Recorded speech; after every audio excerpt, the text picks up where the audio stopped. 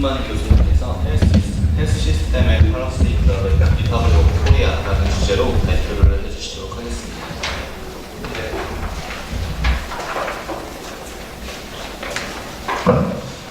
이렇게 귀한 자리에 서 발표할 기회를 주셔서 감사 말씀 올립니다. 제가 평소에 존경하는 선배 교수님들 뵙게 돼서 반갑고요. 제가 죄송한 말씀은 여러 가지 시간 제약이 있어서 제가 새로운 내용을 담기보다는 제가 기존에 썼던 제가 이제 한국 보건의료 건강보험이나 보건의료 정책에 대해서 썼던 논문들을 기초로 간단하게 말씀 올리도록 하겠습니다. 149페이지에 나와 있거든요. 그걸 제가 간단하게 읽겠습니다. 첫 번째, 이게 약간 편집의 문제가 있어서 제가 첫 번째 장에서 이제 우리나라 보건 정책이나 건강보험의 발전 과정의 폴리티컬 이코노미를 섹션을 따로 썼고, 거기에 있어서 이제 세부 섹션이 여기 몇 개가 있는데, 여기서는 그냥 세부 섹션이 아니고 다른 섹션처럼 편집이 되어 있고요. 근데 일단 이제 우리나라에서 건강보험 정책이 도입된 것을 어떻게 볼 것인가 보면, 전형적으로 이제 어소리토리언 가버먼트가 폴리티컬 레지티머시를 위해서 건강보장 정책 보험을 처음으로 도입했다는 것이 정설이라고 볼 수 있겠고요. 이것이 이제 서구 자본주의 국가들의 웰페어 스테이트 디벨롭먼트가 좀 많이 다른 거죠. 그러니까 서구 유럽 중심으로 네오 마크시스트 뷰에 따르면 레프티스트 가버먼트가 정당 정책을 통해서 이제 이런 UHC나 유니버설 헬스 커버리지나 웰페어 스테이트를 발전시켰다고 한다면, 한국은 전형적으로 어떤 어소리토리언 가버먼트에 따른 탑다운 밸런스고 상당히 디벨롭먼트 웰페어 스테이트의 전형적인 특성을 가지고 있고, 이것이 유럽과는 다른 그 개발도상 국가들의 많은 특성과 공유된다고 생각합니다. 예를 들면 뭐 중국도 대부분 그렇고요. 제가 처음에 이제 아프리카 학자들하고 이 폴리티컬 이코노미에 대해서 논문을 쓰면서 아프리카 공부를 해보니, 그래서 아프리카도 에티오피아 같은 나라가 전형적으로 이제 어소리토리언 가버먼트가 탑다운을 통해서 건강보장제도를 확대하고 있는 나라고, 어떻게 보면 이제 이런 거죠. 이런 어소리토리언 가버먼트가 여러 가지 나쁜 점이 있지만 장점의 가능성으로 본다면 그러니까 미시적이고 굉장히 파퓰리스틱한 그런 정책이 아닐 때, 그래서 보험료를 내고 뭐 세금을 올리고 이런 것이 미시적으로 단기적으로는 정치적으로 해가 될 수 있지만 좀 장기적인 안목으로 정책을 할 수 있는 그런 장점도 있다는 뭐 그런 이야기를 최근에 좀 하고 있는 것 같습니다. 자, 그 다음에 이제 그 초기 도입 단계는 그렇고, 제가 151페이지에 우리나라에서 1989년에 전국민 건강보험을 달성한 그 이면을 보면, 그 당시에는 이미 이제 노태우가 대통령 후보로 낙선 상태이고, 그 당시에 원래 이제 예전보다 빨리 전국민 건강보장보험이라는 정책을 발표하게 되고, 그건 상당히 우리가 이제 어떤 political competition로 관점에서 볼 수 있을 것 같습니다. 그러니까 그 당시에 간접 선거에서 처음으로 직접 선거 대선으로 넘어간 시점에서 비록 그 독재 정권의 후보자이긴 하지만 대통령 당선해야 되는 그런 관점에서 이제 그 예전보다 빨리 자연자의 건강보험을 확대함으로써 당선의 가능성을 높이는 이런 전형적인 이제 그 데모크라틱 앤 컴페티티브 폴리틱스라는 관점에서 볼 수 있겠고, 그로부터 약 10년 정도 지나서 2000년도에 우리가 이제 전국민 건강보장, 그러니까 소위 말하는 조합주의적인 전국민 보험제도가 통합유로화의 과정을 거쳤고, 그 당시에 우리 장관님께서 큰 일을 하셨고, 그렇습니다. 그 당시 이제 그 통합유로화로 가는 정책을 본다면, DJ 정권이 우리나라의 이제 정치의 역사상 굉장히 어떻게 보면 first progressive government in 40 years라고 볼 수 있는 그런 측면이 있기 때문에, 그런 이제 진보적인 성향을 가지고 있는 정부의 역할, 그 다음에 이제 그 진보적인 이념을 가지고 있던 정부가 과거에 데모크라틱 무브먼트를 같이 했던 사람들을 대거 시민운동가로 참여하고 그 사람들을 정책 과정에 포함시킴으로 인해서 정책 과정이 그게 데모크라타이제이션 인 폴리시 프로세스라는 오픈 폴리시 커뮤니티로 이제 이전하게 되면서 훨씬 그 정책 이전이 쉬웠다라고 볼 수 있겠고, 또 하나는 물론 이제 그 당시에 1997년에 촉발된 IMF 이코노믹 크라이시스를 통해서 이제 정권의 초기라는 거, 그 다음에 IMF 어떤 외부적인 엑스터널 쇼크이라는 것이 정책의 변동을 쉽게 할 수 있는 그런 이너셔가 될 수 있기 때문에, 여러 가지 그런 팩트에 의해서 이제 저희가 2000년에는 전국민 통합 이론화의 큰 그런 정책적 변화를 겪게 됐습니다. 그래서 이제 153페이지에 나와 있는 간단하게 그래서 싱글 페이어, 그런 싱글 인슈런스 시스템으로 하는데 여러 가지 장점이 있죠. 특히 이제 사회복지를 하시는 분들은 전형적으로 이런 싱글 페이어 시스템을 선호하실 것이고, 그것이 어떤 뭐 관리 운영 비용을 감소시키는 거, 그다음에 보험자가 가지고 있는 바게닝 파워를 높이는 거, 그다음에 뭐 보험자 부가치의 형평성은 전부 단일 시스템으로 함으로 있어서 형평성을 높이는 거, 그러니까 에피션시나 에쿼티의 측면에서 요즘 이제 전 세계적으로 그 전국 통합 이론의 시스템이 우월하다는 것을 다 합의가 있는데, 근데 이제 전 세계적인 측면에서 보면 2000년에 한국의 전국 건강보험 통합 이론화가 상당히 큰 의미가 있는 거예요. 그러니까 그 전의 사회보험에서는 그 ILO를 중심으로 그 서로 다른 리스크 풀들이 존재하는 프래그먼티드 리스크 풀을 가지고 있는 시스템이 ILO를 중심으로 사회보험, 소셜 헬스 인슈런스의 메이저 패러다임이었던 거죠. 그것이 상당히 이제 그런 그 프래그먼티드 시스템에서 싱글 풀로 가는 것이 우월하다는 그런 분위기가, 그 논란이 있었던 시점에서 한국이 상당히 그 재미있는 케이스로 인용되고 있는데, 근데 사실은 어떻게 보면 그 남미나 이런 나라처럼 사회보험 역사가 길고 오래된 사회보험의 역사에서는 이미 기득권층이 존재하잖아요. 그러니까 포멀 섹터 그룹들이 이미 공고한 사회보장 시스템의 그 혜택을 보고 있는 상태에서는 사실 전국 통합 이론화가 굉장히 힘듭니다. 지금 남미에서도 거의 뭐 불가능한 일이고, 하지만 이제 한국처럼 사회보험의 역사가 짧기 때문에 어떻게 보면, 그래서 베스티드 인트러스트 그룹의 역사가 짧기 때문에 사실 전국 통합 이론화를 할 수 있는 그런 모멘텀이 생겼다고도 볼 수 있습니다. 그 다음에 뭐 154페이지에서는 제가 이제 그래서 전국 통합 이론화로 갔지만, 굉장히 또 한국의 건강보험 제도가 여전히 유니크한 점 중에 하나는 보험자는 National Health Insurance Service라는 전국 단일의 보험료가 건강보험공단이죠. 그것이 만들어졌지만 또 하나의 유니크한 조직이 Health Insurance Review and Assessment라는 심사평가원이 존재하고 있고, 그것은 사실은 이제 전국 통합 이론화의 과정에서 통합에 반대했던 이 근로자 중심의 의료보험 연합회의 심사부가 전신이 돼서 통합을 반대했던 계층을 무마하려는 그런 정치적인 그 과정이 하나 있었고, 또 하나는 이제 의료 공급자들이 전국 통합 이론화가 되면 건강보험공단이 강력해지고, 공단이 심사와 평가를 피스컬 컨스트레인트에 의해서 너무 심사평가를 강하게 할 것이라는 우려가 있어서 이제 건강보험 의료 공급자들이 또 강하게 이런 리뷰와 어세스먼트를 하는 별도의 조직이 만들어져야 된다는 것을 강하게 주장했다는 또 이면이 있습니다만, 지금 현재로 보면 이제 장점과 단점이 있는 거죠. 한편으로 보면 리뷰 앤 어세스먼트를 보험자와 별도의 독립적인 조직이 한다고 했을 때 리뷰 앤 어세스먼트의 전문성은 키워지지만, 이제 한편으로 보면 전문성이 높여진 반면에 리뷰 앤 어세스먼트에 있어서 보험자의 힘이 분산되는 그런 장점이 있는 것 같습니다. 근데 이제 저는 개인적으로 그 당시에 이 두 기관이 분리되는 것에 대해서 학자로서 이제 반대했던 입장이지만, 지금 생각을 바꾸게 된 계기가 보니까 공단이 너무 비대해진 거예요. 굉장히 많은 5,000명에 가까운 거대한 조직이 굉장히 빠르게 이 뷰로크래시가 됩니다. 그런 면에서 보면 이 리뷰 앤 어세스먼트를 담당하고는 심평원이 굉장히 테크노크래트로서의 나름대로 역할을 한다고. 그래서 지금은 상당히 이제 그 장단점이 단점도 있음에도 불구하고 상당히 장점이 많이 부각되는 그런 형국인 것 같습니다.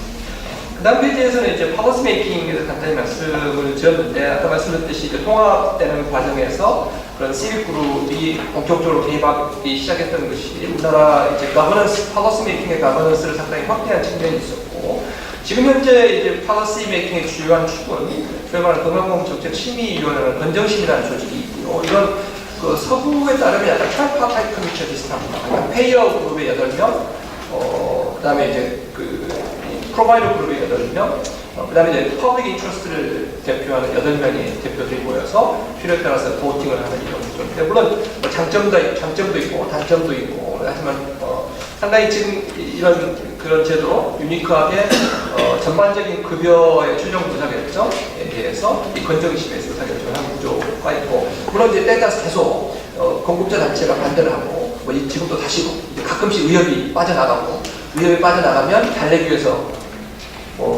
스티치를 하나 더 주고 달력에 수가를 옮기는 이런 과정들이 반복되는 그런 문제도 있습니다. 이제 그 다음에 퍼체스 파워는 사실 이제 우리가 원래 생각하기에는 단일한 보험자 조직이 되면 그 건강보험 조직의 구매력이 대폭 증가하리라고 예상을 했지만 생각만큼은 좀 그렇게 하지 않고 비교적 저는 고급자한테 여전히 끌려다니는 측면이 있다고 생각을 하고 있습니다만 하지만 이제 단일 보험자로 가는 것이 분산된 보험자 체계보다는 공급자의 바게닝 파워를 높이고 우리나라 이제 전반적으로 이 건강보험의 정책의 역사의 과정을 보더라도 통합 이론화됨으로써 본격적으로 중앙정부의 책임력이 강화되는 것이죠. 사실 예전에 의료보험 조합 체계에서는 이게 다 분산되어 있기 때문에 조합이 알아서 한다고 하지만 여전히 국가의 책임성이 모호했다면 지금 통합 이론화됨으로써 국가의 책임성이 좀 더 강하게 들어갔다고 말씀드릴 수 있겠습니다.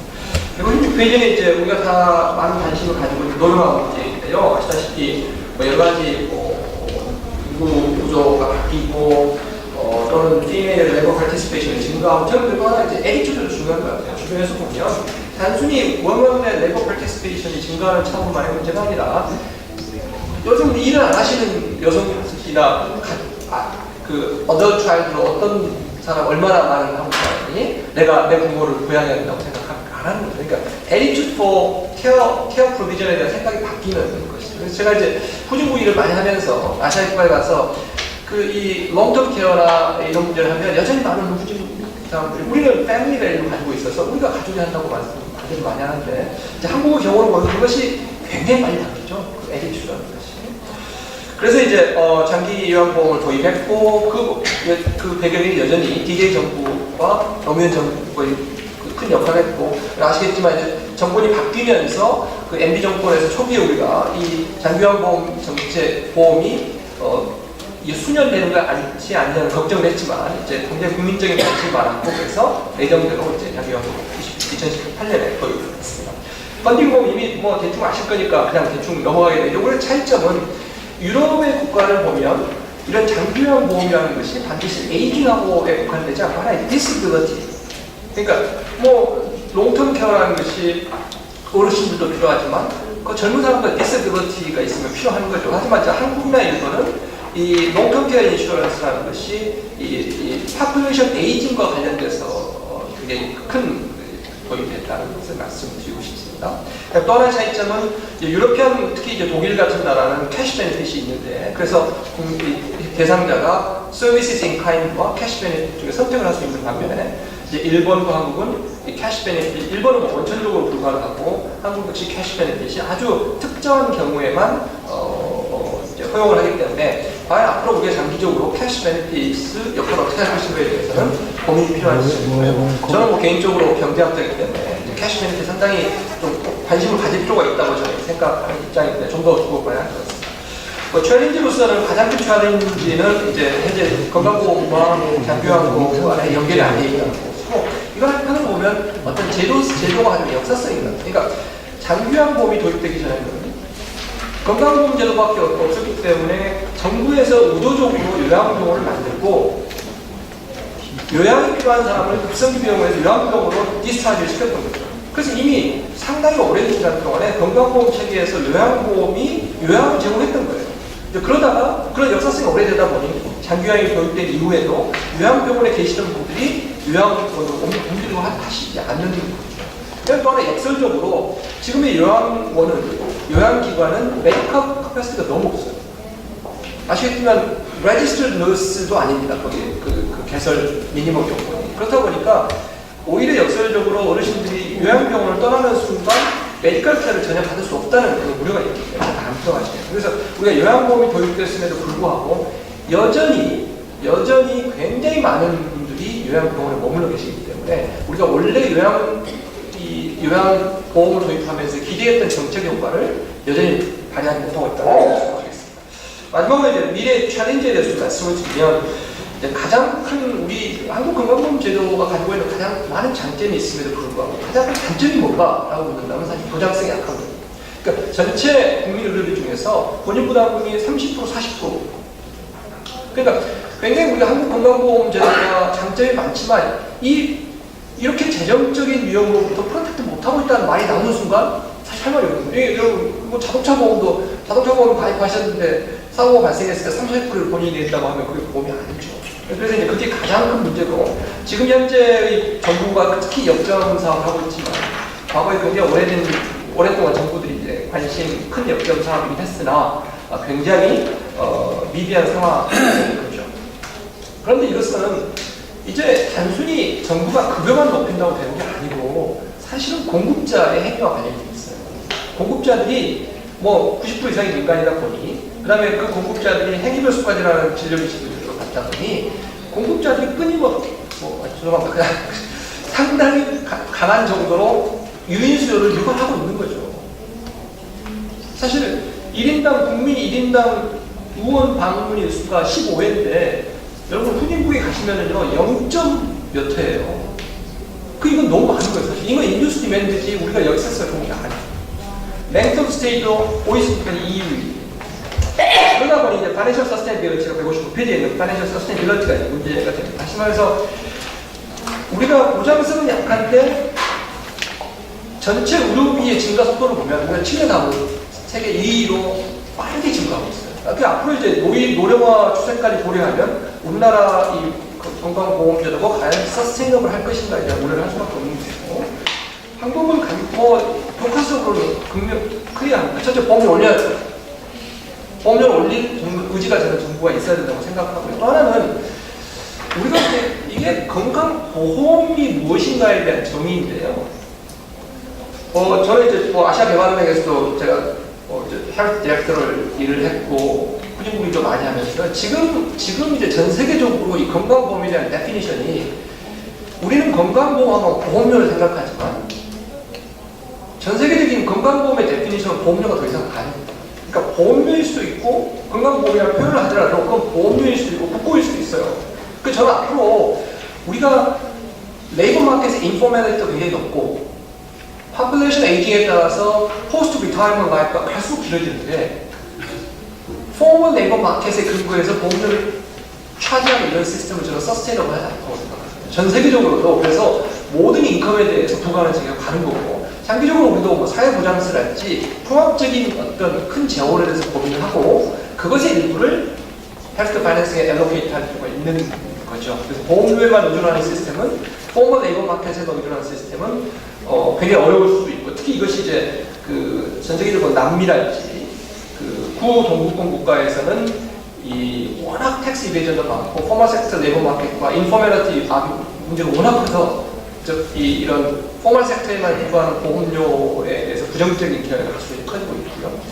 가버넌스 160페이지 가버넌스 입장에서 보면 저는 2000년에 의사들 파업이 강하게 있은 다음부터 정부가 계속 공급자한테 끌려다닌다고 저는 생각을 합니다. 정부가 좀 더 강력한 의지가 있어야 되는데, 또 하나의 관점에서 보면 국민들 위한 정책이잖아요. 국민들의 참여가 좀 더 부과해야 되고 이렇습니다. 최근에 보면요, 앞으로 이제 보장성의 큰 문제들은 고강암제랄지 희귀난치성 질환 질병. 그거 여러분 고강암제나 희귀난치성 질환이 들어오면요, 그거 어쩔 때 몇 조가 나갑니다. 환자 몇천 명. 자, 그러면 어떤 분은 건강보험에서 하지 않아야 된다고 생각하시지만 한편으로 보면 그거 안 해주려고 그거 왜 합니까? 근데 이 모든 것을 이제 같이 판단하죠. 그래서 어떤 급여의사 결정에 있어서 단순히 경제성 평가나 에비던스만이 아니라 과학적 에비던스만이 아니라 궁극적으로 국민들의 societal value judgment가 필요하다는, 또 그러려면 정책 결정에 있어서 국민의 참여가 더욱더 지금보다는 높아져야 된다. 예를 들어서 이제 항암제가 지금 항암제들이 쏟아져 나오고 있는데요. 쏟아져 나오고 있는 항암제가 수명을 어느 정도 연장시킬 것 같으십니까? 최근 기록에 따르면 고가 항암제들 median value of life expectancy가요 3개월이에요. 3개월. 그게 지금 전 세계에 쏟아지고 나와 있는 고가 항암제 그 문제예요. 자, 그럼 급여에 넣어야 됩니까? 안 돼야 됩니까? 굉장히 의사결정이 과학적인 증거만이 아니라 국민들의 에비던스가 필요한 거죠. 그래서 저는 이제 헬스 폴리시가 아웃컴, 저도 경제학자들이 아웃컴에 있어서 맥시미제이션, 옵티마이제이션을 생각하지만 앞으로 점점 더 어떤 프로시저럴 저스티스나 어떤 정책 결정 과정에 있어서 트랜스퍼런시, 어카운터빌리티가 필요하다고 생각합니다. 뭐그 스트래티직 버젯은 정부가 좀 더 강력하게 해야 된다는 것이고, 저는 소수기업입니다만 지금처럼 건강보험이 의료기관 강제 지정을 하는 것이 과연 국민을 위한 것인가에 대해서 약간 회의적입니다. 지금 이미 의료기관이 넘치는 상황이기 때문에 오히려 건강보험이 선택적으로 잘하는 의료기관만 계약을 맺고 잘하지 않는 의료기관을 과감하게 계약을 해지하는 것이 사실은 현명한 길인데, 지금 우리가 약간의 다른 너무 시민단체에 너무 강하게 모든 의료기관에 포함되어 있다고 생각하는데 과연 그것이 국민을 위한 것일까 회의적입니다. 마지막으로 이제 건강보험과 장기요양보험의 코디네이션인데요. 이게 뭐 굉장히 어렵습니다. 그리고 뭐 특히 우리나라는 뭐 보육 대란에서 국민들이 이렇게 민간 기관이 많다고 놀라셨는데, 사실은 의료나 요양은 민간 기관이 훨씬 더 많습니다. 그러다 보니 이런 거죠. 제가 이제 의료 요양을 생각지 않더라도 건강보험만 보더라도요, 1차, 2차, 3차 기관의 코디네이션이 전혀 안 이루어집니다. 자, 감기만 가지고도 3차 병원을 가시는 거예요. 근데 그 건강보험 내에서도 이 기관 간의 코디네이션이 안 되는데, 이걸 이제 요양까지 해서 코디네이션을 생각하는 식은 어려운 거죠. 건강보험에 적용을 받는 요양병원에 가시면 6개월 이상 입원해 계신 분들이 3분의 1이 넘어요. 원래 요양병원은 6개월 이상 입원하시려고 만든 제도가 아니거든요. 근데 우리가 지금 현재 제도에서는 그분들을 요양으로 밀어낼 수가 없어요. 왜냐하면 그분들이 막상 뭐 여러 가지 이유가 있습니다. 정부는 이제 어르신들 눈치를 보는 거죠. 그다음에 본인 부담도 인상하는 것도 어렵거든요. 그래서 굉장히 고민거리고, 물론 그러려면 단순히 이제 요양병원만의 문제가 아니고 요양원도 잘 돼 있어야 되고 커뮤니티도 잘 돼 있어야 되고 이런 거고, 또 하나는 제가 최근에 다른 기회에 말씀 올렸습니다만, 이게 이제 건강보험을 제가 말씀드렸듯이 전국 단일의 통합 일어날 시스템이 맞아요. 분명히 전 세계적으로 합의가 된 제도인데, 이제 요양보험까지 건강보험에 딸려서 지금 전국 단일의 대규모 재원들을 가지고 있으니 장점이 있음에도 불구하고 펀딩에 있어서 전국 단일화는 펀딩인데 이 로컬라이즈된 딜리버리하고 연결이 안 되는 거예요. 제가 어제도 보건소 소장님 한 분하고 이야기를 했는데요. 자, 지방정부가 무슨 인센티브가 있겠어요? 재원은 다 지금 중앙정부가 되기 때문에. 그러려면 요양보험의 가버넌스에 대해서 심각한 고민이 좀, 제도적 정확성을 어떻게 하면 높일 것인가. 정 안 되면 요양보험의 일부를 지역에 분산해서 떼주는 것이 나을 것인가. 아무튼 뭔가 제공체계는 이 지방정부 역할이 중요하고 분권화가 중요하고 주민의 밀착돼야 되고 페이션트 퍼슨 센터드 케어를 해야 됨에도 불구하고 재원체계가 상당히 센트럴라이즈되어 있다는 것이 제도적 틀이 어그러져 있는 이런 단점이 있어서 이것을 어떻게 해야 될 것인가 고민인 것 같습니다. 이상입니다. 감사합니다.